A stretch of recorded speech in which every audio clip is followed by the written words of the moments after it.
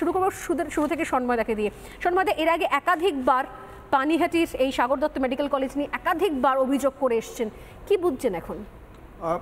স্বর্ণালী, প্রথমেই বলি, Sagar Dutta medical college hospital যেখানে আমার বাড়ি থেকে 2.5 কিলোমিটার ডিস্টেন্স, সেখানে দিনে দুবার ব্যবহার করো স্টপেজ ক্রিম আর নিজেকে রাখো এভারগ্রিন। কেয়াশের আরোমা থেরাপি স্টপেজ ক্রিম, আর খুঁজে পাও নতুন আমিকে। আমাকে নিত্য নতুন বিভিন্ন সময় যেতে হয়, পেশেন্ট কোনো ভর্তি থাকলে তাকে দেখা বা মানে আমার পরিচিত জনেদের কাছে যেতে হয় অনেক সময়। আমি খুব কাছ থেকে হসপিটালটাকে দেখেছি। এই হসপিটালে আমি প্রথম একটা কথা আমার মনে হয় আজকের এই আলোচনায় স্বর্ণালী খুব প্রাসঙ্গিক বলা দরকার। আপনি সিন্ডিকেটের কথা বলছিলেন না?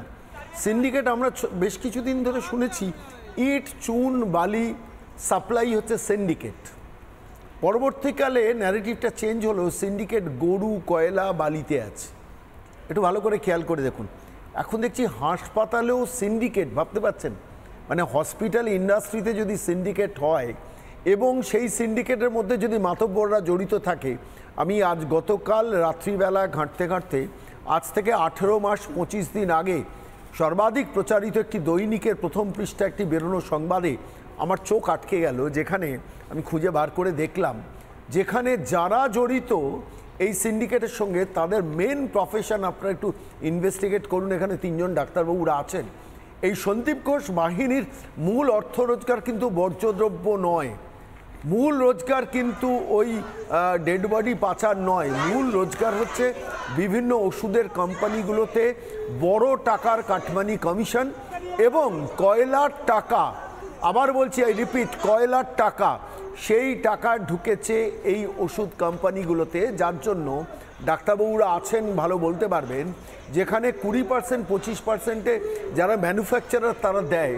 আপনি দেখবেন সারা পশ্চিমবঙ্গে বেশ কিছু গজিয়ে ওঠা সংস্থা তারা 30% ডিসকাউন্টে দিচ্ছে। অর্থাৎ কয়লার টাকা ওষুধে ঢুকেছে, অর্থাৎ ক্ষতি করেও শেষ পর্যন্ত সেই ওষুধগুলোকে বিপণন করে কালো টাকাকে সাদা করা হচ্ছে। এই প্রেক্ষিতে যদি আপনি বিচার করেন এবার এই হসপিটালগুলোর মাফিয়া রাজ, স্বাস্থ্য ভবনে মাফিয়া রাজ, উত্তরবঙ্গ লবি, তাহলে অঙ্কগুলো আপনার পরপর মিলে যাবে। দেখুন, দুটো কারণে সন্দীপ ঘোষদের আশকারা হতে পারে। একটা হচ্ছে রক্তের সম্পর্ক, আরেকটা হচ্ছে অর্থের সম্পর্ক। রক্তের সম্পর্ক আমি বলতে পারবো না, আমার কোনো আইডিয়া নেই, কিন্তু অর্থের সম্পর্কটা প্রতিষ্ঠিত। তা নাহলে আপনি ভাবুন, আমি সাগর দত্ত মেডিকেল কলেজে এবার আসছি। সাগর দত্ত নিয়ে অনেক আলোচনা হচ্ছে, আপনারা অনেক ভিডিও দেখিয়েছেন।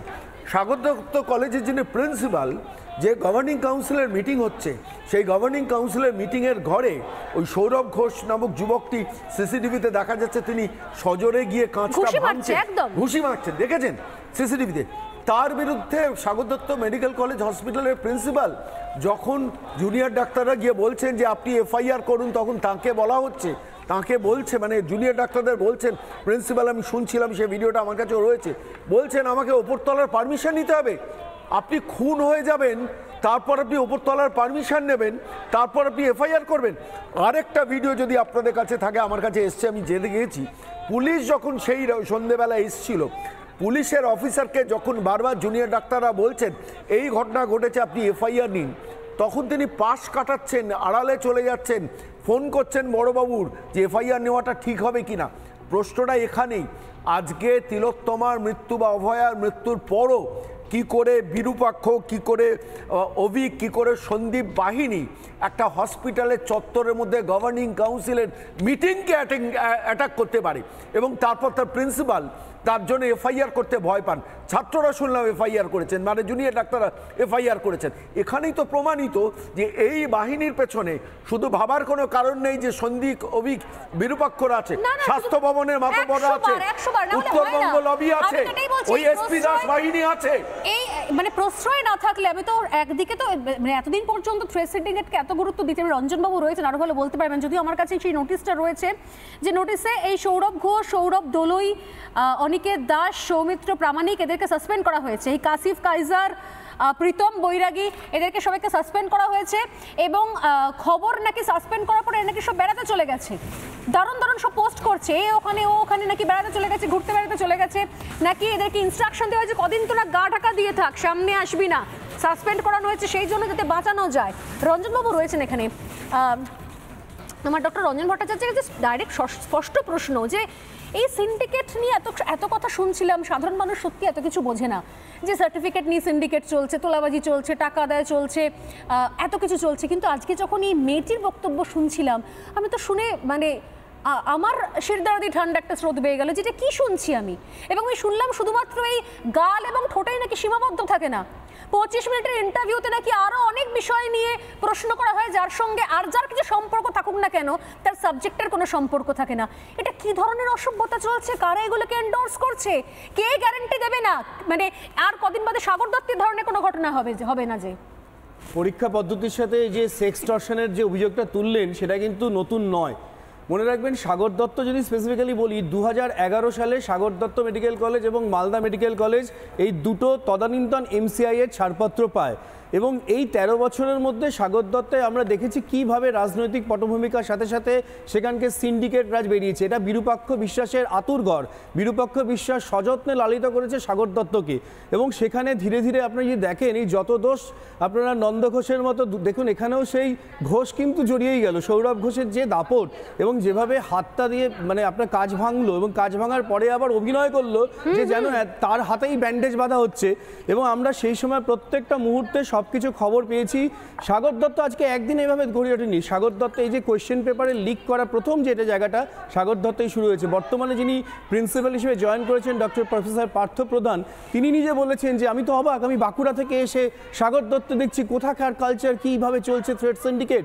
এবং থ্রেড সিন্ডিকেটের মদতটা যদি প্রথম ধরেন এপি সেন্টার যদি মনে করেন আরজিকর মেডিকেল কলেজ সন্দীপ ঘোষের নেতৃত্বে হয়েছে, তার সাথে যে নেক্সাস এসছে বর্ধমান মেডিকেল কলেজ এবং বর্ধমানের পরেই এসছে সাগর দত্ত।